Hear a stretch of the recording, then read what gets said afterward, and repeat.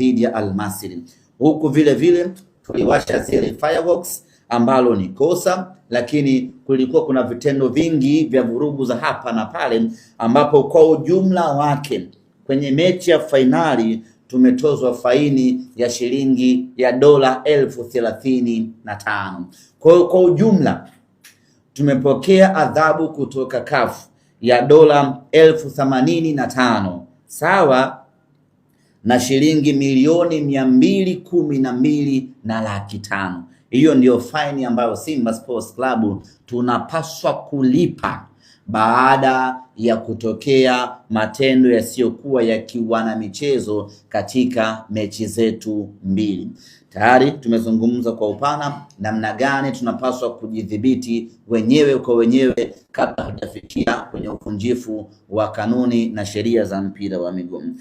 Asante Mungu ni kwamba kwenye mechi ya Berkane tumempata faini pekee, hatukufungiwa mashabiki kuingia uwanjani. Kwenye mechi ya Al Masry tumepigwa faini na mashabiki kutoingia uwanjani.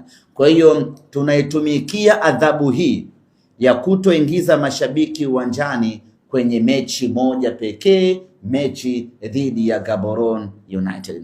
Lakini kwa kuwa ndani ya kipindi cha muda mfupi tumefanya makosa mara 3 katika mechi 3 tofauti, maana yake ni kwamba kuanzia sasa CAF watakuwa macho na sisi kweli kweli kwenye mechi zetu, kwa sababu wameshatuingiza kwenye listi ya timu zenye mashabiki ambao wanafanya vitendo visivyokuwa vya kiungwana.